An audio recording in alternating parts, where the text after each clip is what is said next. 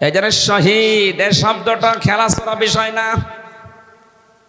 এ জেলাতে যিনি রাষ্ট্রপতির দায়িত্বে ছিলেন শহীদ জিয়াউর রহমান, শব্দটা ওনার নামের আগে আন্দাজে লাগানো হয়নি, চিন্তা ভাবনা করে লাগিয়েছে।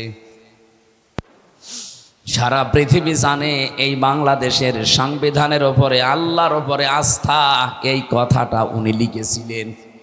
কথা বলে না কেন? বিসমিল্লাহির রহমানির রহিম, এটা দিয়ে সংবিধান শুরু হবে, এটা উনি লিখেছিলেন। ওনার জীবনে ভুল ত্রুটি হয়তো আছে মানুষ হিসাবে, আল্লাহ যদি বিচার করে যে আল্লাহর উপরে আস্থা, এই দিকে তাকিয়েও আমার মনে হয় আল্লাহ ওনারে মাফ করে দেবেন। ওনারে মাফ করে দিলে আমাদের বিশাল ক্ষতি হয়ে যাবে। বলেন বলেন আমার ভাইরা, আমি যে কথাটা তুলেছিলাম, শাহাদতের মরণে কোনো কষ্ট নেই, এজন্য আমার আল্লাহ পাক হযরতে মাওলানা দেলাওয়ার হোসাইন সাইদি রহমতুল্লাহ আলাইহি ওনাকে সাধারণভাবে জেলখানায় মরণ না দিয়ে জালেমদের হাতে শাহাদতের মরণ দিয়েছেন। কারণ এ মরণে আল্লাহ কোনো কষ্ট রাখেনি। ওরা যারে বিদায় করে দিতে চায় তারে আস্তে আস্তে সোলো পয়জন এগুলো দিয়ে দিয়ে মেরে ফেলে। কোরআনের পাখি দেলাওয়ার হোসাইন সাইদি রহমতুল্লাহ আলাইহি ওনারে সারা জীবন বিভিন্ন রকমের উল্টাপাল্টা জিনিস দিয়ে সারা জীবন দেখতাম জেলের ভেতরে দুর্বল, উনি তো শক্ত মানুষ, কিন্তু দুর্বল করে ফেলেছিল। এরপরে ওনার আবার ডায়াবেটিস, শেষে দেখলেন না ইঞ্জেকশন দিয়ে মেরে ফেললেন। অনেকে বলেন না উনি মরে গেছে, কে মরে গেছে? 10 মিনিট ওনার সাথে আমি ছিলাম, এমনি এমনি মরে না। হ্যাঁ, যদিও সারা জীবনে তার দোয়া ছিল আল্লাহুম্মা ইন্নী আসআলুকা শাহাদাতান ফি সাবিলিক, হে আল্লাহ তুমি যাই করো আমাকে শাহাদতের মরণ দিও। এই কারণে জালেমদের হাতে আল্লাহ তাকে শাহাদতের মরণ দিয়েছে। আর যাকে তাকে আল্লাহ শহীদের মরণ দেয় না, কারণ এটা অনেক দামি জিনিস। শহীদ এ শব্দটা শুনতে ছোট, কিন্তু এত দামি এটা। যারা শহীদ হয় তারা মরে না। আলা তাহসাবান্নাল্লাযীনা কুতিলু ফি সাবিলিল্লাহি আমওয়াতা বাল আহইয়াউন ইনদা রাব্বিহিম ইরসাকুন। সূরা আলে ইমরানে 169 নম্বর আয়াত। আল্লাহ তাআলা বলেন, হে নবী, যে মানুষগুলো শহীদ হয় এদেরকে আপনি বলবেন না যে মরে গেছে, এমনকি ধারণাও করবেন না। এক জায়গায় আছে ওয়ালা তাকুলু লিমা ইয়ুকতালু, আর এক জায়গায় আছে ওয়ালা তাহসাবান্নাল্লাযীনা কুতিলু। মুখ দিয়ে তো বলবেনও না, অন্তরে ধারণাও করবেন না যে যারা শহীদ হয়েছে এরা মরে গেছে। না, মরে গেছে তো ওই মানুষটা যে মানুষটা জুলুম অত্যাচার নির্যাতনের মাস্টার মাইন্ড ছিল, এরা মরে যায়। কিন্তু শাহাদতের মরণ পেলে মানুষ মরে না, এরা জীবিত থাকে এবং আল্লাহ নিজে তাদেরকে কুদরতের হাতে খাবার খাওয়ায়। সুবহানাল্লাহ বলেন। উনি যদি সত্যিই মারা যেতেন, এই যে আমার পাশে যারা মুরব্বী বসে আছে, এ মানুষগুলোর ঈমান অবশ্যই আছে। কিছু না থাক আল্লাহ একজন আসে, বিশ্বাস নেই। এখন যদি এই বিশ্বাসের উপরে মরে যায়, কবরে থাকবে, ঘুমিয়ে থাকবে, এতটুকু শেষ। কিয়ামতের দিন সবাই যখন উঠতে থাকবে, আর শহীদ যারা হয় এই মানুষগুলো খেতে থাকবে। সুবহানাল্লাহ বলতে পারেন না? উনি যদি এই অবস্থায় ঈমান নিয়ে মারা যেতে পারে, কবরে শুয়ে থাকবে। মাম বাসনা মিম মারকাদিনা হাযা মা ওয়াদার রহমান ওয়া সাদাকাল মুরসালুন। কিয়ামতে যেদিন সিংহায় ফুৎকার দেওয়া হবে, ফাইদা নুফিখা ফিস সূর, ওই ফুৎকারের সঙ্গে সঙ্গে উনি চোখ মুখ ডলতে ডলতে উঠবে আর ধমক দেবে, আমারে জাগালেন কেন? আমি তো ঘুমিয়েছিলাম। মনে হচ্ছে কেবল 8-10 মিনিট আগে ঘুমিয়েছে, অথচ কোটি কোটি বছর ওর জীবন থেকে আল্লাহ পার করে দিয়েছেন। ঘোষণা দেওয়া হবে, এইটাই সেই রহমানের ওয়াদার দিন, কিয়ামত কায়েম হয়ে গেছে, ওঠো। আপনি একটু সামনে দৃশ্যটা নিয়ে আসেন তো নিজের জীবনে, যে এরকম একটা সময় আমাদের সবার সামনে আসবে। কিয়ামতের ওই কঠিন ময়দান যেদিন কায়েম হয়ে যাবে, একটা ফুৎকারে আপনি উঠবেন, চোখ ডলতে ডলতে উঠে দেখবেন যে সবাই দৌড়াচ্ছে ময়দানে, হাসরের ময়দানের দিকে। ফাইদা নফিখা ফিস সূরি ফালা আনসাবা বাইনাহুম ইয়াউমাইযি ওয়ালা ইয়াতাসাআলুন। যেদিন ফৎকারটা দেওয়া হবে ওই দিনের পর থেকে আল্লাহ পাক কিয়ামত যখন বিচার শুরু করবেন তখন পর্যন্ত কোনো সম্পর্ক আর থাকবে না। যত রকমের সম্পর্ক দুনিয়া আপনার ছিল, রক্তের বলেন, আত্মীয়তার বলেন, দলীয় বলেন, পৃথিবীর বিভিন্ন সম্পর্ক আমাদের সাথে আছে, এমনকি প্রেমিক প্রেমিকার সম্পর্ক থাকবে না। অনেকে দেখে মাথায় হাত দিয়ে বলে, আল্লাহর কসম করে বলো যে আমারে ভুলে যাবা না। কিসের ভুলে যাবা না?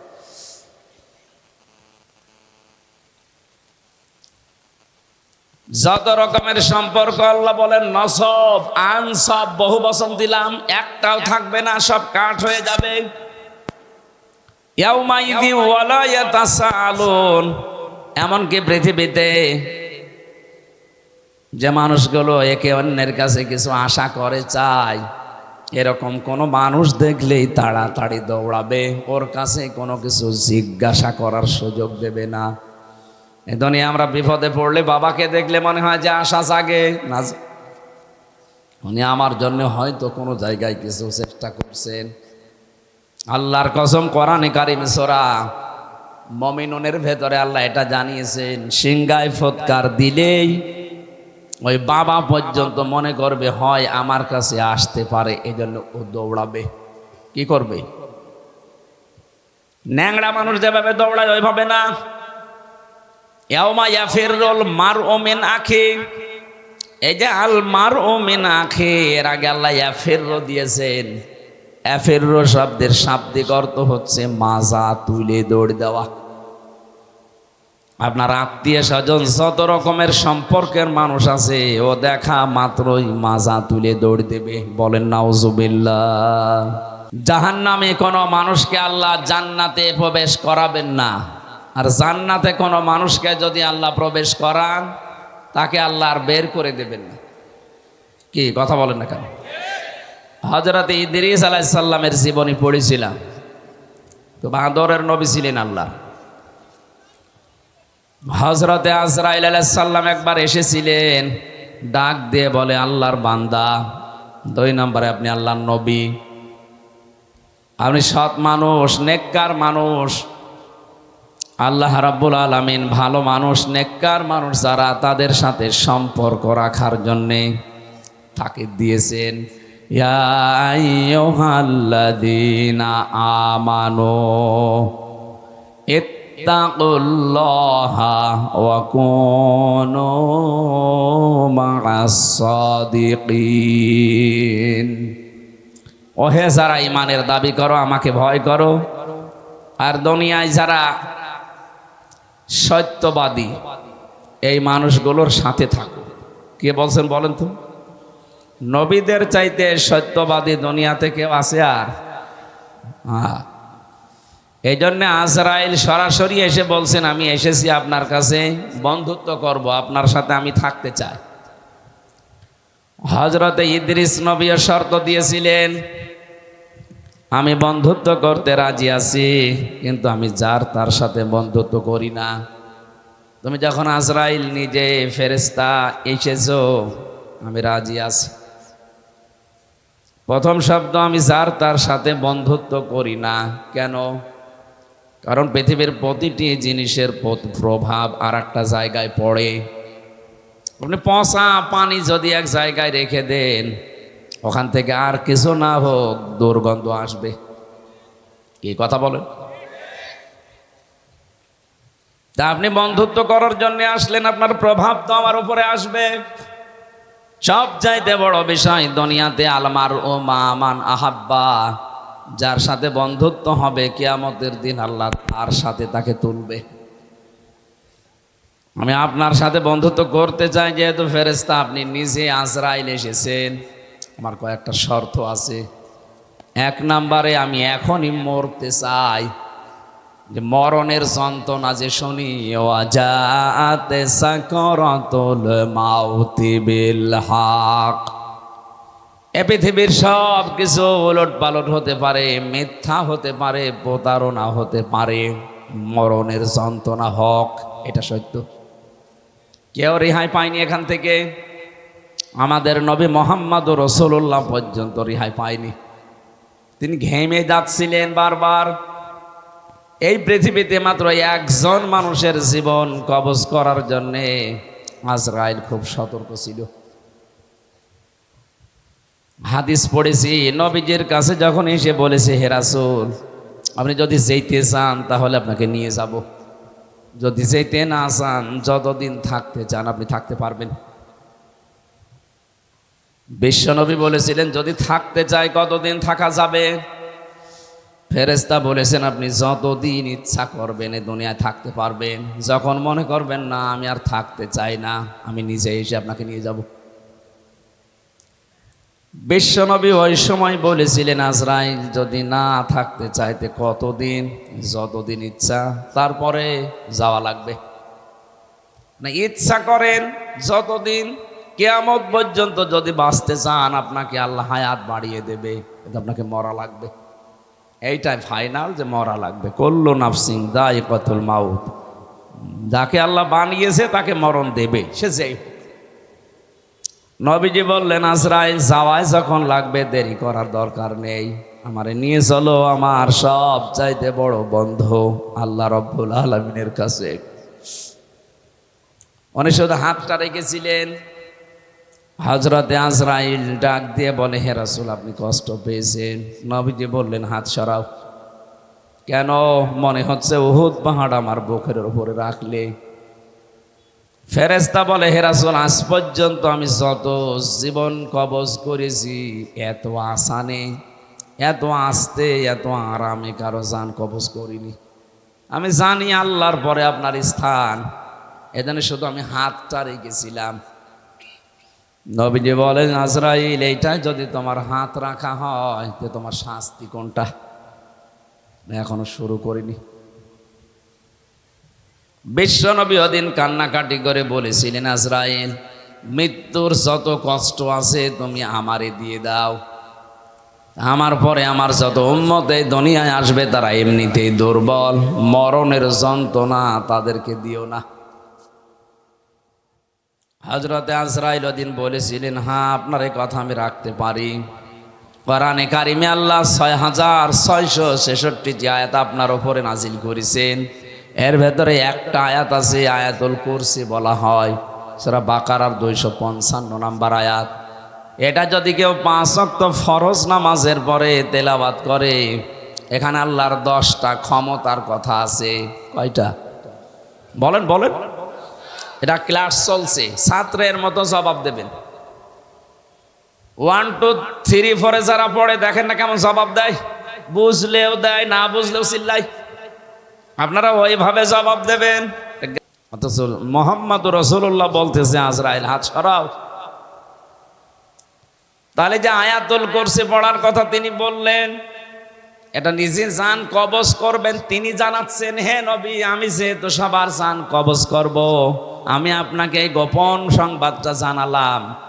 আপনার উম্মতেরা যদি আয়াতুল কুরসির 10টা ক্ষমতা বিশ্বাস করে পড়তে পারে, অনেকের মনে আশা জেগেছে যে আমি আয়াতুল কুরসি পড়ি। আরে ভাই না, এর ভেতরে 10টা জিনিস আল্লাহ সাজিয়ে দিয়েছেন। এ 10টা জিনিস আপনার প্র্যাকটিক্যাল লাইফে, আপনার বাস্তব জীবনে এটা থাকা লাগবে। আপনি আন্দাজে পড়ে গেলেন, একটাও আপনার জীবনে নেই না, ওই রকম আয়াতুল কুরসিতে হবে না। আমি বহু হিন্দুর সাথে মিশে দেখেছি, আমার রিমান্ডে অনেক হিন্দু অফিসার পেয়েছি। আমার আর কোরআনে কারিমে কেমন আয়াত, তো আমার মনে হয় আমার চাইতে ওর কোরআন বেশি জানা আছে। এমন এমন আয়াত রাতের বেলা যখন পাহারা দিত ওই রিমান্ডে, এমন এমন আয়াত এসে পড়তো, কি গো, নাম মনে হচ্ছে উল্টা পাল্টা, সুব্রত বালা, দেবদুলাল, মোহন কুমার, এর নাম তো সব মুসলমানের। এরা পাহারা দিত কিন্তু আয়াত পড়তো কোরআন শরীফের।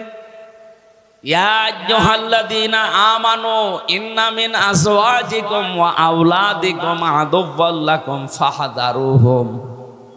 কিভাবে পড়েন? কোরআন শরীফ আমাদের আয়াত আছে, যে যে বিষয়ের আয়াতগুলো আছে 8টা 10টা 15 20টা করে আয়াত মুখস্থ করে রিমান্ডে আমারে প্রশ্ন করতে আমার এই ওয়াজ নিয়ে, যে আপনি এই ওয়াজ করেছেন এই আয়াতের সাথে, হ্যাঁ আপনি কেন এই জায়গায় এই কথা ঢুকালেন? বদরের ময়দানে এখানে 14 জন শহীদ হয়েছে, 14 জন কাফের মারা গেছে, আপনি এই জায়গায় তথ্যটা আগে না বলি পরে বললেন কেন? এগুলো ওরা আয়ত্ত করে নিয়েছে। কেন? ও মানুষগুলো দেখতাম মাঝে মাঝে আল্লাহর ভুল ধরত, আমারে রিমান্ডে প্রশ্ন করে আর আল্লাহর ভুল ধরে, যে আল্লাহর এই কাজটা ঠিক হয়, আপনার কাছে পরামর্শ নিয়ে আল্লাহ কাজ করার দরকার ছিল। শয়তান।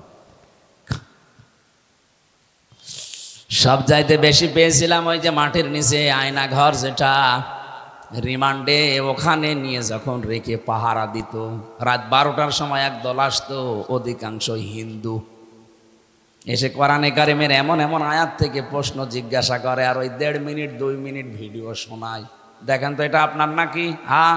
কোথায় বলেছিলেন? চুয়াডাঙ্গায়। এটা কোথায়? কুষ্টিয়ায়। এইটা নাটোরে। আমি বললাম যে 1.5 ঘন্টা কথা বলি আমি, এর আগে নেই পরে নেই, 1.5 মিনিট 2 মিনিট কোথা থেকে পান? বলে আমরা সারাদিন বসে বসে শুনি আর দেখি কোন জায়গায় হাত লাগানো যায়। হাত লাগাবেন, হাত লাগাতে হলে আমার চাইতে আপনার আয়ত্ত বেশি থাকা লাগবে। কথা বলেন না কেন? কেউ যদি ভুল ধরতে চায় আমার আজকের আয়াতের তাফসিরে, আমার কোরআনের ওপরে মাস্টার্স করা আছে, আমার মতো যারা করেছেন লেখাপড়া তার উপরে পড়াশোনা করা লাগবে। একটা ইঞ্জিনিয়ার পাশ করে 10 তলা বিল্ডিং এর প্ল্যান দিয়েছে, আর এই যে দোকানে চা খালাম, ওর যে হাল হকিকত দেখি আসলাম, ওই লোক এসে যদি বল না এ প্ল্যানে ভুল হয়েছে, ওর দাঁত মুখ ফেলে ফেলার দরকার না? এই কথা বলছে না? এই লোকটা অনার্স মাস্টার্স করেছে এই বিষয়ের ওপরে, এতদিন লেখাপড়া করছে, 16 বছর পড়া লাগে, 16 থেকে 18 বছর। এ একটা প্ল্যান দিল, আর আপনি চার দোকানদারি করছেন, লবণ ঠিক মতো দিতে পারেন না, মিষ্টি ঠিক মতো দিতে পারেন না, আর আপনি ভুল ধরছেন এই প্ল্যানে। আমার যে মানুষগুলো ভুল ধরছে অবস্থা কিন্তু ওদের ওই রকমই ছিল। ওরা কিছু কিছু সাবজেক্টের উপরে আয়াতগুলো হাদিসগুলো আয়ত্ত করে করে কি করে ভুল ধরা যায় সেই চিন্তা ছিল। এভাবে যদি 16 বছর 18 বছর কোরআনের উপরে পড়াশোনা করে ভুল ধরা লাগতো, তাহলে আর ভুল ধরতো না। এমনকি আল্লাহরও ভুল ধরে। আমি আকিজ গ্রুপে চাকরি করতাম ওই সময়, তাদের খতিব ছিলাম। আপনারা অনেকে জানেন জানেন না, আকিজের বড় ছেলে যিনি এখন ডাক্তার মহিউদ্দিন, ওনার 4টা স্ত্রী, 4 বিয়ে করা তো জায়েজ নেই। দেখেছেন একটা জায়েজ জিনিস হালাল, এটা নিয়ে কত সমস্যা, কেউ ভয়ে কথা বলছে না। আরে আশ্চর্য রে! আল্লাহ তাআলা কোরআনে কারিমে বিয়ের কথা শুরু করেছেন 2 বউ দিয়ে, ফাঙ্কিহু, নিকাহ করো, বিবাহ করো। কয়টা? মাসনা 2টা, সোলাসা 3টা, রোবা 4টা। আল্লাহ কি 1 দিয়ে শুরু করেছেন না 2 দিয়ে? তাহলে বউ 2টা থাকলে ভালো। যদিও আমাদের এই দেশের সামাজিক পারিবারিক যে অবস্থা, এটা এ দেশের মানুষ মেনে নেয় না। আমি বিশ্বের বহু মুসলিম দেশে ঘুরেছি, ওই সমস্ত দেশে শরীর চলে না 3-4টে বউ।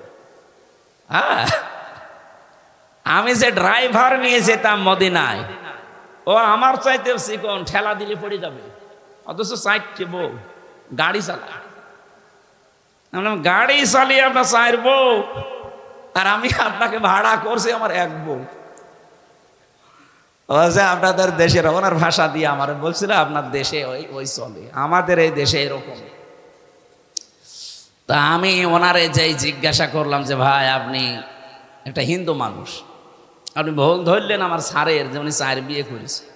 উনি আমারে লজিক দিচ্ছে যে একটা পুরুষ মানুষ যদি 4টা বিয়ে করতে পারে, একটা মহিলা কেন 4 বিয়ে করতে পারবে না? মহিলা পারবে না কারণ এক মহিলার পেটে যদি 4 জনের বীর্য যায় আর সন্তান যদি হয়, তো কারে বাপ বলে ডাকবে?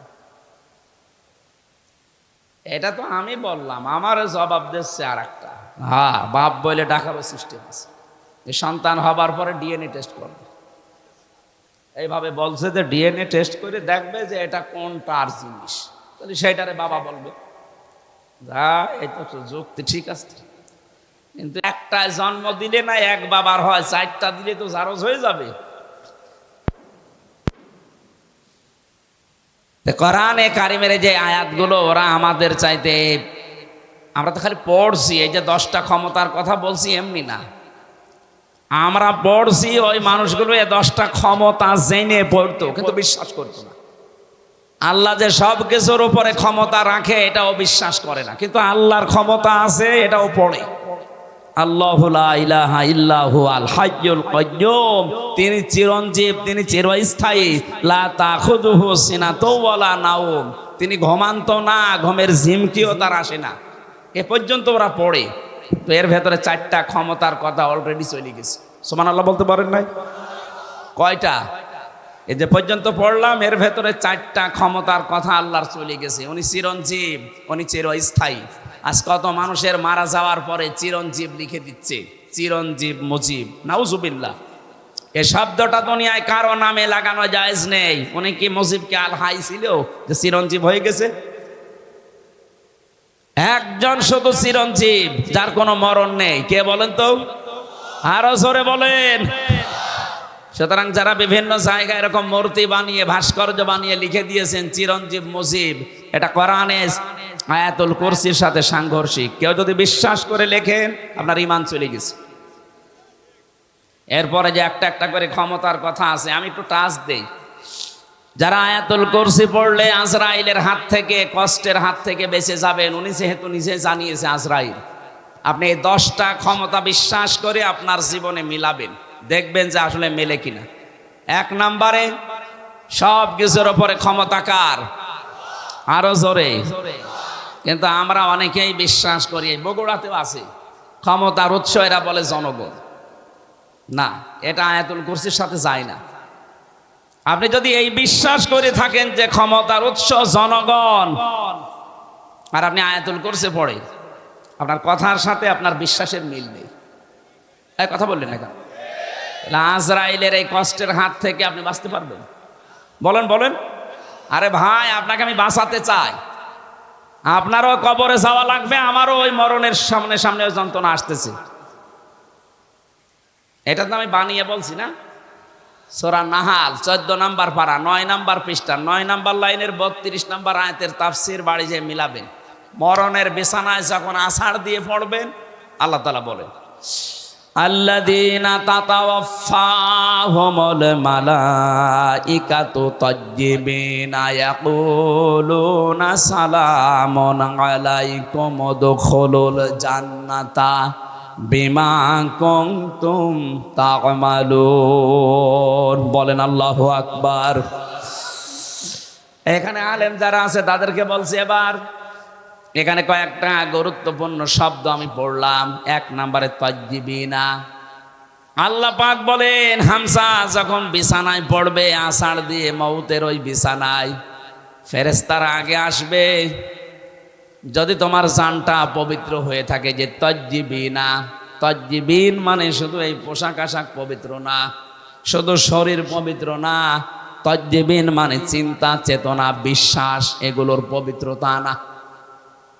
আপনি পবিত্র হতে হলে আপনার চিন্তা পরিষ্কার করা লাগবে, আপনার ভাবনা, আপনার বিশ্বাস, আপনার আকীদা, আপনার কর্মজীবন, আপনার ব্যবসা বাণিজ্য, অর্থনীতি, এগুলো পবিত্র করা লাগবে, পরিষ্কার করা লাগবে, সাফ করা লাগবে। অথচ আজ আমরা পোশাকের পবিত্রতার জন্য, শরীরের পবিত্রতার জন্য, সাফ করার জন্য যত ব্যস্ত, আমাদের বিশ্বাস এবং আকীদা পরিষ্কারের জন্য অত ব্যস্ত না। কথা বুঝতেছেন? আমি আস্তে আস্তে ডোজ নিয়ে যাচ্ছি। যখন আপনি পড়ে যাবেন বিছানায়, আপনার বিশ্বাস, আপনার আকীদা, আপনার চিন্তা চেতনা যদি পরিষ্কার দেখে ফেরেশতারা, না এটা পবিত্র আছে, তখন বলবে সালামুন আলাইকুম, তোমাদের উপরে আল্লাহর শান্তি। উদখুলুল জান্নাহ, ওই যে জান্নাত দেখা যাচ্ছে, প্রবেশ করো। জোরে বলেন সুবহানাল্লাহ। আমাদের জীবনে এরকম একটা মুহূর্ত আসুক, আমরা চাই না? বলেন বলেন বলেন। এই জন্য আয়াতুল কুরসি পড়লে আজরাইল আর কিছু বলবে না, বিষয়টা এমন না। 10টা ক্ষমতা বিশ্বাস করে তারপরে পড়া লাগবে। আল্লাহ আমাদেরকে এইভাবে পড়ে আজরাইলের হাত থেকে বেঁচে যাওয়ার তৌফিক দেন, বলেন আমিন। হযরতে ইদ্রিস নবী বলেছিলেন, ফেরেশতা আমি মরতে চাই। আমি শুনেছি যে সব কিছু মিথ্যা হলেও মরণের যন্ত্রণা মিথ্যা না। আপনি আমারে দেখান, আমারে মেরে ফেলেন, কেমন কষ্ট লাগে আমি দেখব, এরপরে আবার আমারে জীবিত করে দেবেন, কারণ জান কবজ করার দায়িত্ব তো আপনার। ঠিক আছে। দ্বিতীয় নম্বর শর্ত আমার, আপনি বলেছিলেন জান্নাত জাহান্নাম, এগুলো আমি আল্লাহর কাছ থেকে জানি। জান্নাত জাহান্নাম আছে, জাহান্নামে কেমন করে আল্লাহ শাস্তি দেয়, ওই শাস্তিটা আমি চোখে দেখব, আমারে দেন। জাহান্নামের ভেতরে দিয়ে দেন, আমি দেখিয়ে তারপরে আপনি আমারে আবার বের করে দেবেন। ঠিক আছে। জান্নাতের ভেতরে কি শান্তি আছে, কি আরাম আছে, কি আনন্দ আছে, এইগুলো আমি দেখবো। এই নিয়ামত, এগুলো দেখা শেষ হয়ে গেলে আপনি আমারে আবার বের করে দেবেন। ঠিক আছে। মরণের যন্ত্রণার এই কথা বলার পর ফেরেশতা আজরাইল আল্লাহকে বলেছিলেন, রব্বুল আলামিন গিয়েছিলাম তো ভালো জায়গায় নবী মনে করে, কিন্তু এই লোকটা তো ভেজাল, ও মরতে চায়। আল্লাহ পাক বলেন, আমার বান্দা যখন আকাঙ্ক্ষা করেছে, ঠিক আছে কাজ করো। মেরে ফেললেন, আবার জীবিত করে দিলেন। আমি তাফসিরের ভাষায় হাদিসটা পড়তে গিয়ে দেখেছি, এই যে হযরতে ইদ্রিস নবী কিন্তু শক করে মৃত্যুবরণ করেছিলেন। কি করে বলেন বলেন। শকের মরণ কেমন হয় দেখি, মৃত্যুর যন্ত্রণাটা। হযরতে ইদ্রিস নবী পরবর্তীতে দুনিয়ার মানুষকে জানিয়েছে, তোমরা জানো এই যে শক করে যে মরতে গেলাম, শকের এই মরণে কেমন কষ্ট হয়েছে। জীবিত ছাগলকে জিন্দা অবস্থায় চামড়া খুলে লবণ দিলে যেরকম লাগে, আমার ওই রকম লাগছিল। ও বগুড়াবাসী, শকের মরণে যদি এই হয়, আমরা যারা মরতে রাজি না তাদের কিছুই হবে না। হ্যাঁ, তারপরও তো তিনি একজন নবী। ঠিক আছে, আপনি আমারে নিয়ে চলেন জাহান্নামে। জাহান্নামে আমি দেখতে চাই কেমন করে আল্লাহ শাস্তি দিচ্ছে। দেখালেন, জাহান্নাম ঘর ঘর করে আবার বের করে নিয়ে আসলেন, নিয়ে যান আমারে জান্নাতে। জান্নাতের ভেতরে প্রবেশ করিয়ে সব দেখাচ্ছে, সব শেষ হয়ে গেছে। বলছে কি, এবার চলেন। হযরত ইদ্রিস নবী ডাক দিয়ে বলে, আল্লাহর ফেরেশতা চলে যাও। আমি যাব না। কেন? কারণ আমি আল্লাহর বাণী এটা জানি, খালিদিনা ফিহা লা ইয়াবগুনা আনহা হিওয়ালা। কোন মানুষ যদি জান্নাতে একবার যেতে পারে, আল্লাহ কোনো দিন তাকে বের করে দেবে না, আর সে বের হতেও চাইবে না। আল্লাহ যখন বলেছে যে বের করে দেবে না, আমি তো চাই না বের হতে, তুমি ডিস্টার্ব করো কেন? চলে যাও। আজরাইল আলাইহিস সালাম বলছে, আল্লাহ তোমার নবী ইদ্রিস তো খুব চালাক। আল্লাহ বলেন, ফিরে আসো, আমার নবী ইদ্রিসের কপালে আমি এইটাই লিখেছিলাম। বলেন সুবহানাল্লাহ। আমি শুধু আলহামদুলিল্লাহ সুবহানাল্লাহ বলার জন্য আপনাকে এখানে বসিয়ে রেখেছি তা না। এখানে শিক্ষা কি পেলাম? হযরতে ইদ্রিস নবী কিন্তু যে কোনো কায়দায় জান্নাতে গেছে। কথা বলে না কেন? ওনাকে আল্লাহ বের করে দিয়েছে, আর উনি বের হতে চাচ্ছে। নবীজির কথা অনুযায়ী এটা যদি জান্নাতের বাগান হয়, বিশ্বাস আমাদের আছে না নেই? তাহলে এখান থেকে আমার আল্লাহ আপনাকে বের করে দিচ্ছে, আপনি বের হয়ে যাবেন। এখন যেটা চলে যাবে মনে হবে ওর জান্নাত ভালো লাগছে না, এবার যান চলে যান। ওই যে চলে যাচ্ছে, যান যান যান তাড়াতাড়ি যান। আপনি জাহান্নামে যাবেন, জান্নাত ভালো লাগছে না, চলে যান যান। যারা এই ময়দানে এসে সত্যি জান্নাত মনে করে আমরা বসে আছি, যদিও জান্নাতের ভেতরে এরকম পচা লাইট থাকবে না, এরকম লাইট থাকবে, কয়েকটা সামিয়ানা দিয়ে ঘিরে দেবে নাকি। হাদিস হচ্ছে, যাকে সর্বনিম্ন জান্নাত দেওয়া হবে তামাম দুনিয়ার 10 দুনিয়ার সমান। আজ যারা জমি জায়গা হয় না, খালি মানুষের আত্মসাৎ করেন, তাদের কত জমি লাগবে, এরকম দুনিয়া 10টা বানিয়ে দেবে। জোরে বলেন আল্লাহু আকবার। এই জন্যে আল্লাহ রসুলের প্রতি যাদের বিশ্বাস আছে এ দুনিয়া তাদের কাছে তুচ্ছ মনে হয়। আমরা হয়তো ওই পর্যায়ে পৌঁছাতে পারিনি, তাই যার হালকা পাতলাও পৌঁছিয়ে গেছে, শুধু বাংলাদেশ না তামাম দুনিয়াও তার কাছে মশার ঠ্যাঙের মতো মনে হয়। কারণ তামাম দুনিয়া না, এরকম 10টা দুনিয়া আল্লাহ তার ইমানের কারণে তাকে জান্নাতে দান করবেন। আল্লাহ যেন আমাদের এরকম একটা পরিবেশ দেন, বলেন আমিন। দরুদ আর সালাম পাঠ করার মাধ্যমে আমরা কোরআনে কারিমের একটা আয়াত পড়েছি, সূরা নিসা। কোন সূরা? আজকের আলোচনার বিষয় হচ্ছে অধিকার। এই জিনিস থেকে আমরা প্রায় 53 বছরই কম বেশি বঞ্চিত আছি। অধিকার থেকে আমরা বঞ্চিত না? হযরতে মুআজ ইবনে জাবাল রাদিয়াল্লাহু তাআলা আনহু ইয়ামেনের গভর্নর হয়ে তাকে যখন আল্লাহর নবী পাঠাচ্ছিলেন, ডাক দিয়ে বললেন, মুআজ, আল্লাহর উপরে তোমার যে অধিকার, তোমার উপরে যে আল্লাহর অধিকার তুমি কি জানো? বলছে, না, আপনি ভালো জানেন। নবীজি বললেন, তোমার উপরে আল্লাহর হক হচ্ছে এই তুমি আল্লাহর একনিষ্ঠভাবে গোলামি করবে, ইবাদত করবে। আর আল্লাহ পাক তোমার উপরে, তোমার আল্লাহর উপরে হক হচ্ছে আল্লাহ পাক দয়া করে তোমারে মাফ করে জান্নাতে দিয়ে দেবে। এই জন্য আমার উপরে আল্লাহর কিছু হক আছে। মাওলানা আব্দুল বারী সাহেব বলল, হয়তো আমি একটু আঁচ পেয়েছিলাম, একটু ঘুমিয়েছিলাম, যখন উঠলাম দেখলাম এই আয়াতগুলো পড়ছিল। বাবার স্ফলিঙ্গ দিয়ে দ্রুত গতিতে যে পানিটা বের হয়ে যায়, না পাক পানি দিয়ে মায়ের রেহেমের ভেতরে আল্লাহ পাক মানুষকে আস্তে আস্তে তৈরি করতে থাকেন। সুম্মা খলাকনান নুতফাতা আলাকাতান ফাখলাকনাল আলাকাতা মুদগাতান ফাখলাকনাল মুদগাতা ইযামা ফাকাসাউনাল ইযামা লাহমা। জোরে বলেন সুবহানাল্লাহ।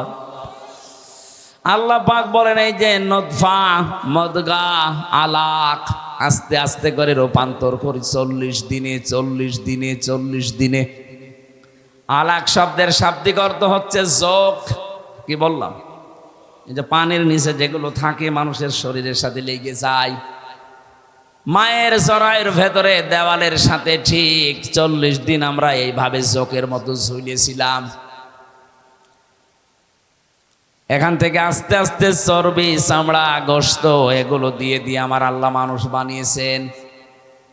এ রক্তের প্রবাহমান ধারা তৈরি করেছেন শরীরের ভেতরে, একটা আলাদা আকৃতি দিয়েছেন আমাদেরকে তিনি নিজে। এই যে ফেরেশতাদের দেখতে পাচ্ছেন এই বডিটা, এটা ফেরেশতারা বানিয়েছে। আর এই যে আকৃতি যেটা মুখ, এর ভেতরে আল্লাহ 5টা ইন্দ্রিয় শক্তি দিয়ে আল্লাহ নিজে বানিয়েছেন। বলেন সুবহানাল্লাহ। এ মাথার ভেতরে জিনিস আছে কয়টা? বলেন বলেন। যে চিন্তা আসে কোন জায়গা থেকে? মাথা থেকে। বলেন না কেন? শোনেন আপনি কি দিয়ে? কান দিয়ে। কথা বলেন, নিঃশ্বাস নিচ্ছেন, দেখছেন আপনি চোখ দিয়ে। 5টা ইন্দ্রিয় শক্তি গুরুত্বপূর্ণ, এগুলো সব এই মাথা কেন্দ্রিক। আল্লাহ এই জন্য নিজে এটা তার হাত দিয়ে বানিয়েছেন। লাকাদ খালাকনাল ইনসানা ফি আহসানি তাকওয়িম। অবশ্যই আমি সব চাইতে সুন্দর আকৃতি দিয়ে বানিয়েছি মানুষকে। কে বলছেন? আরো জোরে বলেন। এত সুন্দর করে আমি মানুষ বানালাম। পৃথিবীর একটাই সৃষ্টি, এই যে কাবা শরীফ, যদিও কালো গিলাপ দিয়ে ঢেকে রাখা আছে। দুনিয়ায় কত কিছু তো কালো দেখি আমরা। এই যে ভমর কালো, কোনো মানুষ একবার ভমর দেখে আর একবার তাকাতে মনে বলে আমি পাইনি। কথা বলছেন না কেন? পেঁচা, বাদর, চামচিকা, এরা নিজেরা তো কালো, আবার কালো জিনিস এরা ভালোবাসে, অন্ধকার। এই জন্য এদের যা চেহারা, এদের একবার দেখলে আর একবার দেখতে মন চায় না। কাবা শরীফও কালো, একটা এমন একটা আকর্ষণ আল্লাহ ওর ভেতরে দিয়েছেন, যতবার তাকাবেন মনে হয় আর একবার তাকায়। নবীজি জানিয়েছেন পৃথিবীর 2টা জায়গা আছে যেখানে তাকিয়ে থাকলেই সওয়াব হয়। একটা কাবা শরীফ, আর একটা আপনার মা আর বাবা। জোরে বলেন সুবহানাল্লাহ। মায়ের দিকে বাবার দিকে কেউ যদি মহব্বতের নজরে তাকিয়ে থাকে একটা নফল হজের সওয়াব হয়ে যায়। সাহাবী বললেন, হে নবী, আমি যদি 100 বার তাকাই। বিশ্ব নবী বলেন, মা বাবার দিকে 100 বারও যদি কেউ তাকায় 100 বারই নফল হজের সওয়াব হবে। অথচ কয়েকদিন আগে জেনে রংপুরের নীলফামারী কিশোরগঞ্জ একটা থানা আছে, ওখানে যেয়ে দেখলাম বৃদ্ধাশ্রমে এই লাইনে আর এই লাইনে কত মা বাবা বসে চোখের পানিগুলো ফেলছে। এদের চোখের দিকে তাকালে আমি বুঝতে পেরেছি এরা সন্তানের জন্য বরদোয়া করছে। যে মায়ের দিকে বাবার দিকে শুধু তাকালেই হজের সওয়াব হয়ে যায় নফল, অথচ ওরাও তো কোনো মা বাবার সন্তান ওদেরও আছে, ওরা রেখে এসেছে নিজের ইচ্ছা করে ওই বৃদ্ধাশ্রমে। একটা সন্তান বলেন তো কখন তার মার বাবাকে বৃদ্ধাশ্রমে রেখে আসে? আমার যতটুকু মায়া মহব্বত ইমান আছে আমার দ্বারা সম্ভব না। যদি আমার বউ ছেলে মেয়ে সব ছেড়ে দেওয়া লাগে, তাও আমার মার বাবাকে বৃদ্ধাশ্রমে রেখে আসা সম্ভব না আমার ইমানে। ওরা তো রেখে এসেছে, কথা বলে না কেন? ওরা রেখে এসেছে কোন কারণে? ওদের পেছনে কোনো কারণ আছে। আমি একবার রাঙ্গামাটি গিয়েছিলাম, লংগদু থানা, ওখানে একটা বৃদ্ধাশ্রম আছে। বললাম আমারে নিয়ে চলেন তো দেখি আসি। যে দেখি একটা লোক কলেজের প্রফেসর কাঁদতেছে। কি আপনি কি হয়েছে? বলছে আমার মা। আর মায়ের কাছে একটু দাঁড়ালাম, দেখি কি বলে। মৃত্যু সজ্জায় ডাক দিয়ে বলছে, ওই আমার সন্তান, আমি যখন মারা যাব আমার মাথার ওপরে যে ফ্যান ঘুরছে এই ফ্যানটা তুই পাল্টিয়ে দিবি, নতুন ফ্যান লাগিয়ে দিবি আমি মরে গেলে। ছেলে কৌতূহল নিয়ে বলছে, মা তুমি তো মরেই যাবে, মরে গেলে আবার ফ্যান কি হবে? মা বলছে দরকার আছে, কারণ তুই আমার সাথে যা করলি আমার মন ডেকে বলছে তোর সন্তানও তোকে এখানে কিছুদিন পরে রেখে যাবে। কথা বলেন না কেন?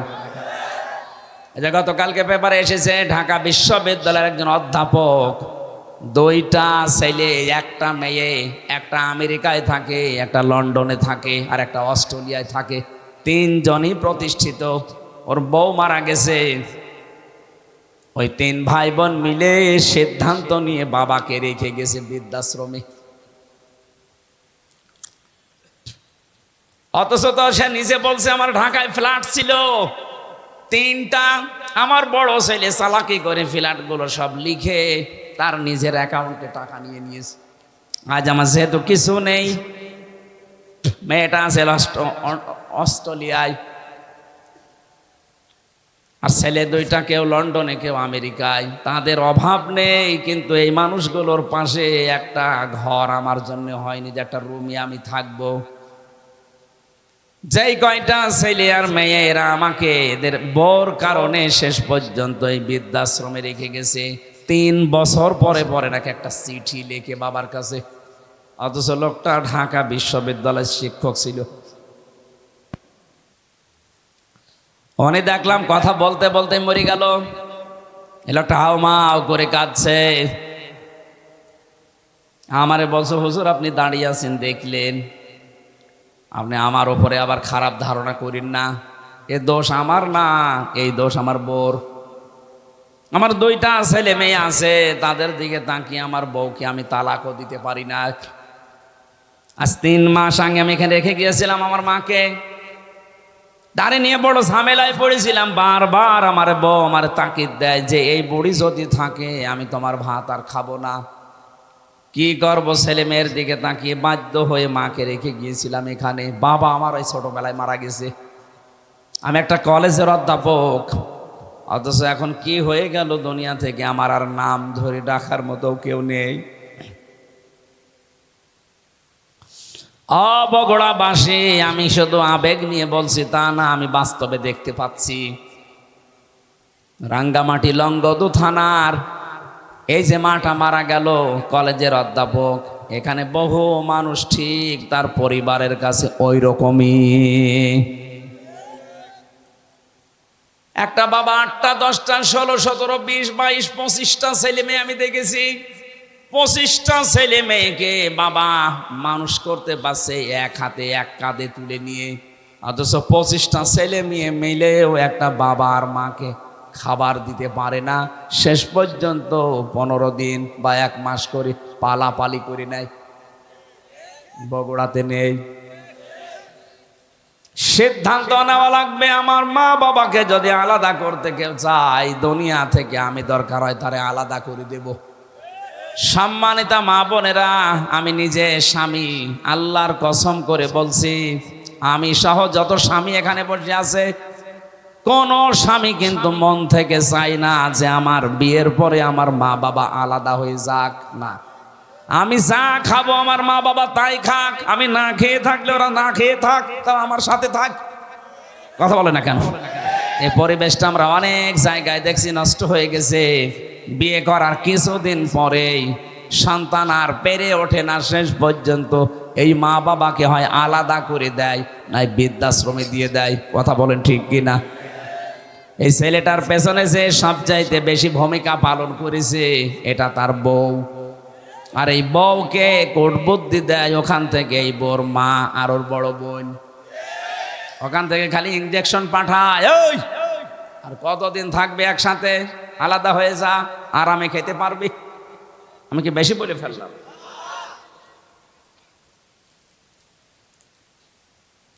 আল্লাহ রাব্বুল আলামিন বলেন, এত কষ্ট স্বীকার করে করে তোর মা তোকে পেটে বহন করে চামড়া গোশত চর্বি দিয়ে যখন একটা আকৃতি তোকে বানিয়ে দিলাম, এই মানুষটাকে আমি আল্লাহ আস্তে করে মায়ের পেট থেকে বের করে নিয়ে আসলাম। আল্লাহু আখরাজাকুম মিন বুতুনি উম্মাহাতিকুম, মায়ের পেট থেকে আস্তে করে বের করার দায়িত্ব আমার। এই দায়িত্বটা এখন ডাক্তাররা পালন করছে, আল্লাহর উপরে এখন আর নেই। কথা বলেন না কেন? আজ 100টার প্রায় 95টা সিজার ছাড়া হচ্ছে না। প্রশ্ন আসতে পারে, তাহলে আপনারা কেন এই স্টেজে যারা বসে আছে এদের কি মা ছিল না, নাকি আকাশ থেকে পড়েছে? এ কথা বলছে না কেন? এদের মাকে তো সিজার করা লাগে নাই, অথচ আমাদেরটা এখন করা লাগছে। আজ অধিকাংশ মানুষের মেয়েদের ভরসাই হয়ে গেছে, না হবে না, ও সিজার করাই লাগবে। আল্লাহ বলছেন, ঠিক আছে তোর দায়িত্ব আমি ছেড়ে দিলাম, যা তোর ওই হাইব্রিড বাচ্চা আমি কেটেই বের করব। কথা বলেন না কেন? রব্বুল আলামিন বলেন, আমি যখন আস্তে করে দুনিয়া থেকে নিয়ে আসলাম, কি অবস্থায় তুই ছিলি জানিস? লা তা'লামুনা শাইআ, কিচ্ছু বলতে পারতিস না, শুধু ট্যাঁ করে কান্না ছাড়া তোর কোনো ভাষাও ছিল না, আওয়াজও ছিল না। বিজ্ঞান এখন প্রমাণ করছে এই কষ্টটা নিয়ে, কেন কম্পিউটারে সব দেখা যায়। একটা মানুষ সর্বোচ্চ কষ্ট সহ্য করতে পারে 45 ইউনিট। কত? পৃথিবীর প্রতিটি জিনিস পরিমাপ করার যন্ত্র আছে। এই যে প্যান্ডেলটা, এটা কতটুকু, এটা পরিমাপ করার জন্য একটা অস্ত্র আছে না, ফিতা আছে, ফিতা। আপনি কাউকে দেন, সে এই ফিতা দিয়ে মাপ দিয়ে বলতে পারবে এটা কতটুকু। আপনি যদি এইরকম চাউল নিয়ে এসে বলেন এটা মেপে দেন, দাড়ি পাল্লা আছে। কথা বলেন না কেন? এই যে পানির বোতল আছে, এটা লিটার, সিসি, কেজি দিয়ে মাপা হয়। পৃথিবীর প্রতিটি জিনিস মাপ করার জন্য আলাদা আলাদা যন্ত্র আছে। আল্লাহ পাক বলেন, তোর মা তোকে দুনিয়ায় আনতে যে কষ্টটা পেয়েছে, ডেলিভারির কষ্ট, এইটার জন্য একটা পরিমাপের যন্ত্র আছে।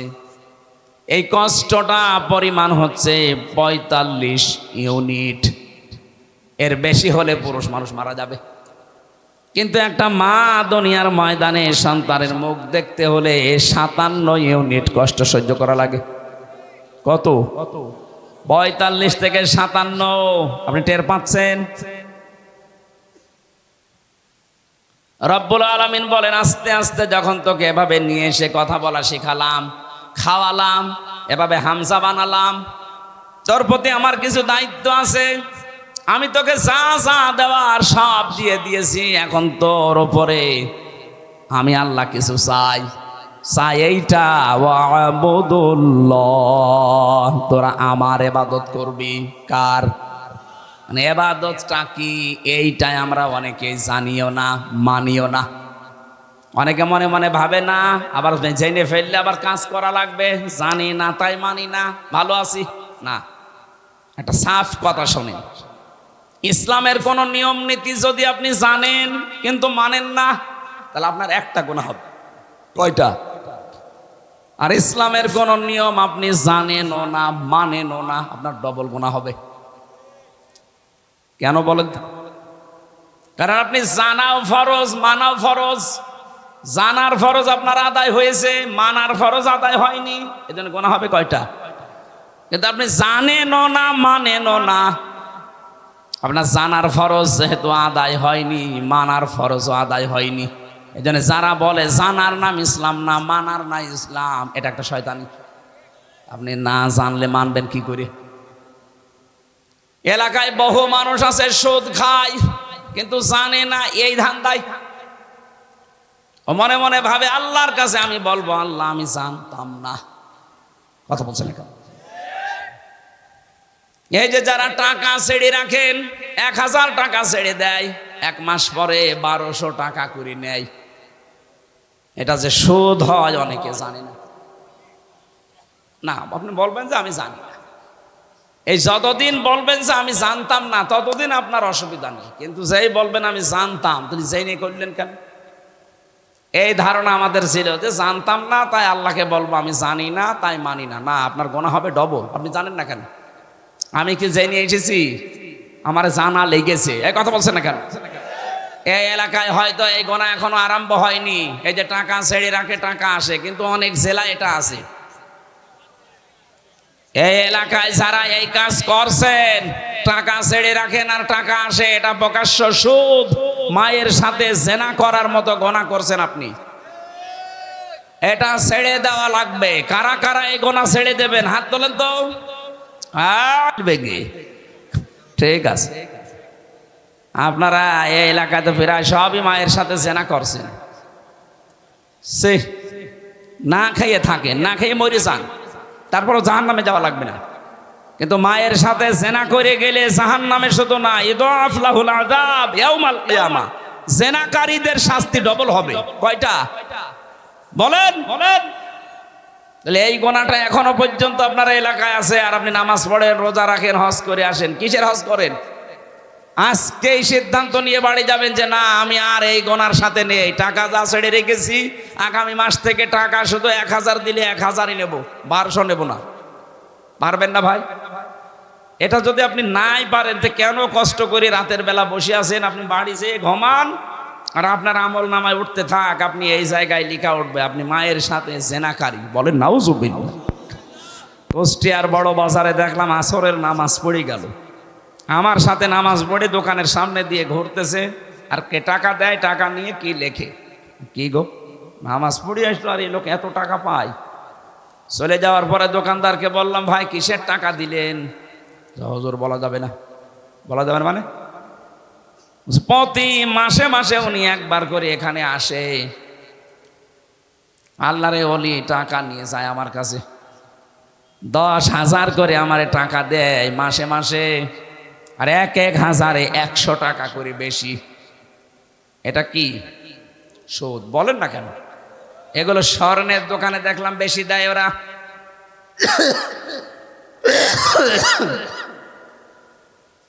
অনেকে চালাকি করে মনে করে গোনা যদি হয় ও টাকা এমন কায়দায় নামে নামে ছেড়ে দেবো যেন আমার নামে গোনা লিখা না হয়। অনেকে বউর নামে টাকা ছাড়ে, জাহান্নামে যদি যায় বউ যাবে।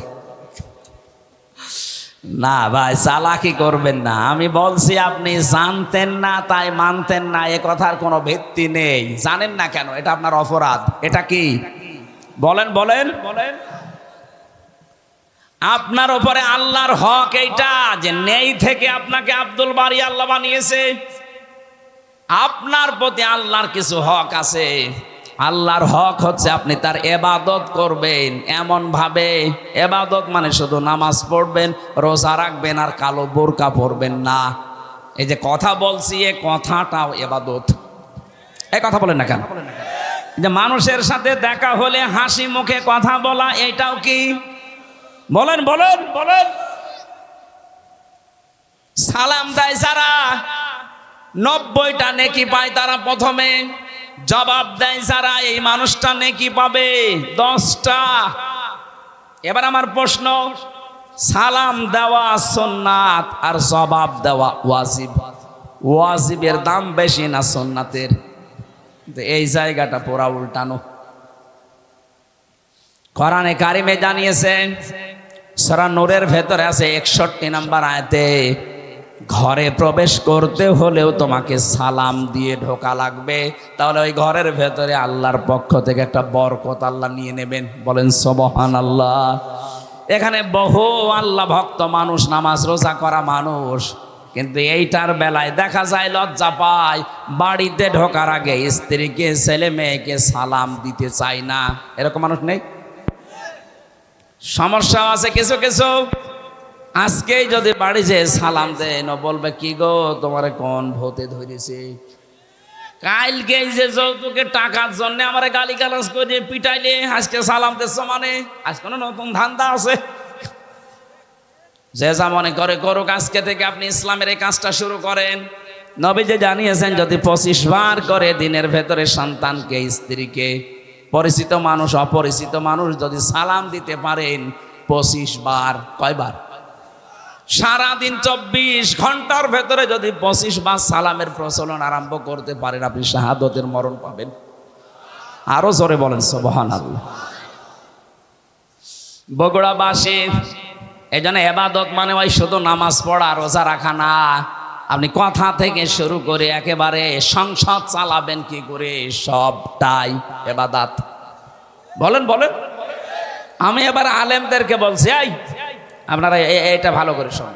2 নম্বরে আয়াতে ছিল, ওয়ালা তুশরিকু বিহি শাইআ, তোমরা আল্লাহর সাথে শিরিক করবা না। কি করবা না? শিরিক কি?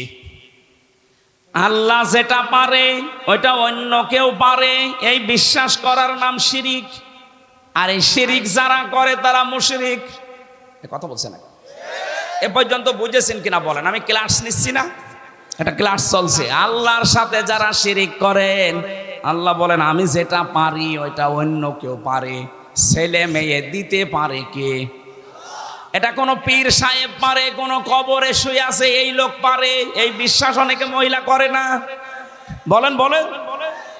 এই যে মহাস্থান গড়ে যে কত মানুষ সন্তান চাচ্ছে, ওই গাছের সাথে দেখবেন বড় বড় ঢেলা ঝুলিয়ে রেখেছে, পাথর ইট। কি গো, এখানে পাথর ঝুলিয়ে রাখবেন। এগুলো সব চাইতে বাগের হাটে ওই খান জাহানের দরবারে বেশি বড় বড় পাথর ঝুলিয়ে রাখে। ওকে কেন কে বুদ্ধি দিয়েছে? ওই পাথর যখন ঝুলবে, পেটের ভেতরে সন্তান এসে দোল খাবে, দোলে দোলে। সে কেউ বিশ্বাস করে করুক আর অবিশ্বাস করুক, কারো কাছে শুনে জেনেই করছে। যেন আমি এক কথাই বলছি, এটা রেকর্ড হচ্ছে, আল্লাহ যেটা পারে ওইটা অন্য কেউ পারে, এই বিশ্বাস করার নাম শিরিক। আর শিরিক যারা করে তারা, আরো জোরে বলেন, মুশরিক হয়ে যাবেন। এই যে সূরা নিসার আয়াত পড়লাম, এর ভেতরে 5টা আয়াত আনকমন আছে। নবীজি বলেন, এই 5টা আয়াত পেয়ে আমি এত খুশি হয়েছি, তামাম দুনিয়া দিয়ে দিলেও আমি এত খুশি হতাম না। তার ভেতরে এইটা, ইন্নাল্লাহা লা ইয়াগফিরু আইয়ুশরাকা বিহি ওয়া ইয়াগফিরু মা দুনা যালিকা লিমান ইয়াশা। এ পৃথিবীর সব গুনাহ আল্লাহ ইচ্ছা করলে মাফ করে দিতে পারেন, কিন্তু শিরিক করলে তার মাফ নেই। কে বলছেন? আরো জোরে বলেন। এবার আসেন, আমি একটা একটা করে দিচ্ছি। এই সন্তানের ক্ষেত্রে বুঝলাম আল্লাহ বাদে কারো এখানে হাত। আরো জোরে। ক্ষমতায় দিতে পারে আল্লাহ ছাড়া অন্য কেউ, কিন্তু যারা বলে জনগণ তাদের ঈমান আছে, ঈমান আছে কিন্তু শিরিকপূর্ণ ঈমান। আর শিরিকপূর্ণ ঈমান থাকলে আল্লাহ তাকে মাফ। বগুড়াবাসী সত্যি করে বলছে, আল্লাহর কসম আপনাকে আমি ভালোবাসি, আপনি ভুল পথে আছেন। এই দেশে যারা এই বিশ্বাস করে না তারা বিপদে ছিল এতদিন। যারা বলতো না ক্ষমতার উৎস আল্লাহ, তাদের নিবন্ধনও বাতিল করে দিয়েছিল, তাদের নিষিদ্ধ করেছিল। এক কথা বলছে না কেন? যারা বলতো না ক্ষমতার উৎস জনগণ, তারা ঠিক ছিল। আর ভাই আপনি তো জাহান্নামে যাচ্ছিলেন। এদেরকে ব্যান্ড করার পরও এরা মানে নাই, বলছে না ক্ষমতার উৎস জনগণ, মানি না তো মানি না। আল্লাহ ঠিক যেন 5 দিন পরে তাদের পোড়াটা উল্টিয়ে দিয়েছেন। কারণ ওই জালেমরা হাত দিয়েছে জামাত ইসলামের গায়ে না, ওরা হাত দিয়েছে সরাসরি একেবারে আল্লাহর গায়ে। আল্লাহু আকবার, আল্লাহু। আপনি এই জায়গায় বলেন যে আল্লাহ সব কিছুর উপরে, আর এই ক্ষমতার মতো একটা ছোট্ট জিনিসের কাছে এসে বলছেন না এইটার মালিক আল্লাহ না জনগণ। যাদের এরকম বিশ্বাসে অপবিত্রতা আছে আপনি পাল্টিয়ে যাবেন আজকে। এর জন্য যদি দল ত্যাগ করা লাগে ওইরকম দল ত্যাগ করবেন না। এবার আওয়াজ বেশি হয়নি আমি জানি, আর এটা বগুড়ায় হবেও না। কথা বলছে না কেন? যেই দলের বিশ্বাসে এই শিরিক আছে যে ক্ষমতার উৎস জনগণ, ওইটার মুখে ঝাঁটা মেরে চলে আসা লাগবে। ও দল যদি আমার বাবাও তৈরি করে ও দলে আমি নেই, কারণ আমার বাবা জাহান্নামে গেলে আমি তার সাথে যেতে পারি না। কথা বলেন, আগে বাবার সাথে যাবেন। এবার একটা নতুন তথ্য বলছে, এখানকার আলেম চলে গেছে নাকি? হ্যাঁ, এবার ভালো করে শুনবেন। আল্লাহ রাব্বুল আলামিন বলেন ওয়ামান দাখালাহু কানা আমিনা। সূরা আলে ইমরানে আছে 93 নম্বর আয়াতের মাঝের অংশে আছে। রব্বুল আলামিন বলেন এই যে কাবা শরীফের যে চত্বরটা, এখানে কেউ প্রবেশ করলে তাকে আল্লাহর নিরাপত্তা দিয়ে দেয়। কে? কেন? ফিহি আয়াতুম বাজ্জিনাতুম, এখানে আল্লাহর বিভিন্ন নিদর্শন আছে। মাকাম ইব্রাহিম, একটা নিদর্শনের নাম মাকাম ইব্রাহিম, যেটা লিফট হিসাবে ব্যবহার করে ওই পাথরের উপরে দাঁড়িয়ে দাঁড়িয়ে ইব্রাহিম আর ইসমাইল নবী কাবা ঘর বানিয়েছিলেন। এই যে লিফট আবিষ্কার হয়েছে এই পাথর থেকে, দাঁড়ালে এই লিফটের মতো চলে যেত উপরে। আবার যখন মনে করতেন আমি নেমে পাথর আবার নিতে চাই, তখন আবার নিচে নেমে পড়তো। যারা হজে গেছেন দেখেছেন কাবার পাশে কয়েক হাত ধরে হযরতে ওমর ওই পাথরটা ওখানে রাগিয়ে রেখেছেন, আগে কাবার সাথে ছিল। এখন মানুষের সুবিধার্থে এটা করা। আল্লাহ পাক বলেন এই চত্বরের ভেতরে আল্লাহর বহু নিদর্শন আছে। তার 1 নাম্বার নিদর্শন ইন্না আউওয়ালা বাইতি উযিআ লিন-নাস লাল্লাযী বিবাক্কাতা মুবারাকাও ওয়া হুদাল লিল আলামিন। পুরাতন প্রাচীন একটা নাম মক্কা শরীফের বাক্কা। কি নাম? এই মক্কার নাম ছিল বাক্কা। এই বাক্কায় পৃথিবীর প্রথম ঘর আল্লাহ প্রতিস্থাপন করে দিয়েছেন, তার নাম কাবা। নাম কি? এই চত্বরের ভেতরে কেউ গেলে তাকে নিরাপত্তা দিয়ে দেয়, শান্তি স্বস্তি, সে নিরাপদ হয়ে যায়। কে? আরো জোরে বলেন। আমি কেন এটা বলছি বারবার বলেন তো? আমি এটা বোঝাতে চাই কাবা শরীফের চত্বরটা আল্লাহ এমন নিরাপদ বানিয়ে দিয়েছেন, অথচ ওই এরিয়ার বাইরে গেলে অনেক উল্টাপাল্টা কাজ চলছে, রাহানাজানি চলছে, ছিনতাই চলছে, মারামারি চলছে, রক্তপাত চলছে, ধোঁকাবাজি চলছে। কিন্তু কাবার চত্বরের ভেতরে কোনো মারামারি রক্তপাত বলেন বলেন এমন কি কেউ বাবার হত্যাকারীও যদি দেখে কাবার চত্বরের ভেতরে, না, নরম হয়ে যায়, বলে না এখানে মারা যাবে না, বাইরে চলেন। তারপর এই যে বারবার আমি কথাটা তুলছি এই কারণে, এখানে যেহেতু আল্লাহর বিধান মতো মানুষ চলছে, এই কারণে জায়গাটা পরিপূর্ণ নিরাপত্তা দিয়ে বেষ্টন করা। এদিকে তাকান এদিকে। কাবার এই চত্বরটা বিধান চলে কার? এই জন্য জায়গাটা নিরাপত্তা দিয়েছেন কে? কাবা শরীফ থেকে বাংলাদেশের দূরত্ব 6000 কিলোমিটার। এইটা তো আর কাবা না, কথা বলে না কেন? তাহলে এই 56,000 বর্গ মাইলের বাংলাদেশ যদি কেউ নিরাপত্তা চাদর দিয়ে ঢেকে রাখতে চায়, এখানেও ছিনতাই হবে না, এখানেও রক্তপাত হবে না, এখানেও ধোঁকাবাজি হবে না। ওখানে যেমন আল্লাহর বিধান কায়েম করার মাধ্যমে আল্লাহ নিরাপত্তা দিয়েছেন, এই 56,000 বর্গ মাইলে আল্লাহর বিধানটা কায়েম করে দেন, ঠিক কাবা শরীফের মতো হয়ে যাবে। এটা আমি বানালাম না, সূরা আনামের 82 নম্বর আয়াতে এই তথ্যটা আছে। আল্লাযীনা আমানু ওয়া লাম ইয়ালবিসু ঈমানাহুম বিযুলমিন উলাইকা লাহুমুল আল্লাহ পাক বলেন, এই যে এই মানুষগুলো এইভাবে আল্লাহর কুদরতি আঙ্গুল এই বগুড়া ধনটের দিকে তাকিয়ে বলছে, এই যে এই মানুষগুলো আল্লাহর পক্ষ থেকে নিরাপত্তা পাওয়ার হকদার কারা? যারা তাদের ঈমানের সাথে শিরিক মিশ্রণ করে না। এখানে জুলুম মানে শিরিক। তাহলে আমরা বাংলাদেশকে যদি কাবার মতো নিরাপত্তা দিতে চাই, এই ৫৬,০০০ বর্গ মাইলে বসবাস করে যদি আমরা নিশ্চিন্তায় থাকতে চাই, আমাদের চুরি ডাকাতি ছিনতাইয়ের রক্তপাতের হত্যার কোনো ভয় থাকবে না, আয়না ঘরের কোনো অস্তিত্ব থাকবে না, তাহলে এই দেশে যারা আছি শিরিক মুক্ত জীবন গঠন করা লাগবে। আর জোরে বলা লাগবে। শিরিক কি? এই যে আয়াতের দ্বিতীয় শব্দ এটা, আবুদুল্লাহ ওয়ালা তুশরিকু বিহি শাইআ, আল্লাহর ইবাদত করবা আর শিরিক করবা না। শিরিক এবার আমি পেয়েছি তাফসিরে, শিরিক বিল জাত, শিরিক বিল সিফাত, শিরিক বিল ইখতিয়ারা, শিরিক বিল হুকুক। এই ৪ প্রকারগুলো আবার শ্রেণী বিভাগ করে করে ৮ প্রকার, ১২ প্রকার, ২২ প্রকার, ৪২ প্রকার, ৭২ প্রকার, ১২০ প্রকার পর্যন্ত শিরিক আছে। সবগুলো আমি নোট করেছি। এক একটা বিষয়ের উপরে এত কথা আল্লাহ লুকিয়ে রেখেছে, যত গবেষণা করবেন তাফসীর আকারে তত বের হবে। জোরে বলেন আল্লাহু আকবার। এই জন্যই তাফসীর করতে গেলে এরকম সময় লাগে।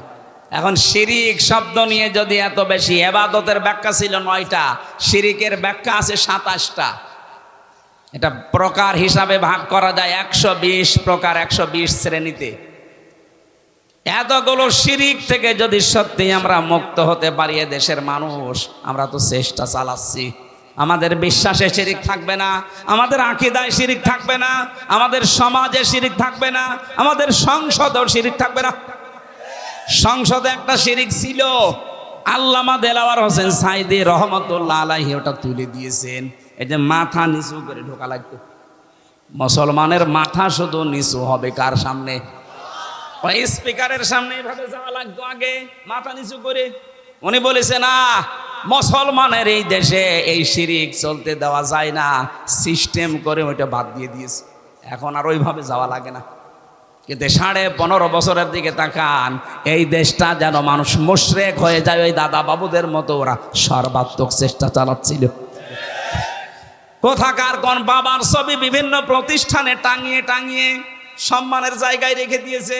ছেলে মেয়েরা এইভাবে করে করে পূজা করতো, আমি নিজে দেখেছি। একটা জাতিকে মুশরিক বানাতে পারলে তাকে অনিয়ন্ত্রিত করে ফেলা যায়। আজকে ভারত বাংলার বিভিন্ন পাহাড় অঞ্চলগুলো অস্থিতিশীল করে রাখতে চায়, ওদের একটা গোপন ষড়যন্ত্র আছে। আজকে একটা ভিডিও ফাঁস হয়েছে। ওরা বাংলার বিভিন্ন প্রান্তগুলো, বিশেষ করে চট্টগ্রামের পার্বত্য অঞ্চল, এগুলো মাঝে মাঝে যুদ্ধ লাগিয়ে রাখে, মাঝে মাঝে অশান্তি তৈরি করে রাখে, অস্থিতিশীল করে রাখে। কারণ ওদের একটা উদ্দেশ্য আছে, ওরা নাকি ওটা ভাগ করে ম্যাপ তৈরি করে মায়ানমারের কিছু অংশ আর চট্টগ্রামের কিছু অংশ কয়েকটা জেলা নিয়ে আলাদা একটা খ্রিস্টান রাষ্ট্রের ঘোষণা দেবে। এই দুর্বিসন্ধি চলছে। আমি এটা এত মানুষের সামনে বলা ঠিক না, এটা গোপন বিষয়। এগুলো চালাচ্ছে আমেরিকা এবং ইহুদি ছাড়া।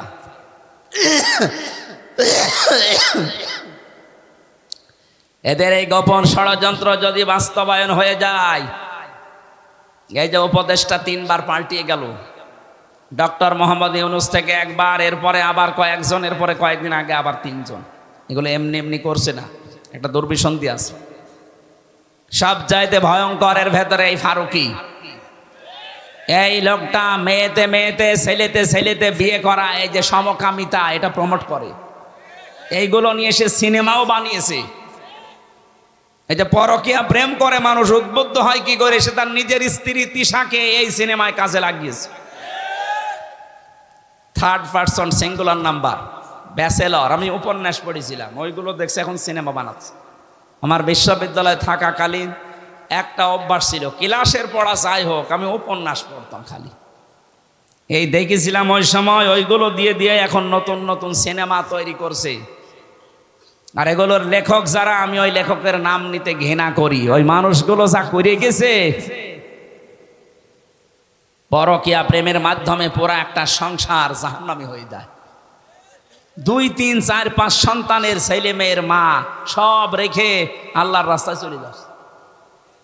কথা বলছে না কেন? ও বলছে ঠিক, ওটা আল্লাহর রাস্তা, শয়তানের রাস্তা না। পরকীয়া প্রেমে যারা আছেন, আপনি আজকেই তওবা করে ওই মোবাইল নাম্বার ওই বান্ধবীর বলেন আর ওই পরকীয়া প্রেমিক প্রেমিকার এক্ষুনি ডিলিট করে দেবেন। ও বলছে ঠিক, তার মানে ওর মোবাইলে আছে। এদিকে আস।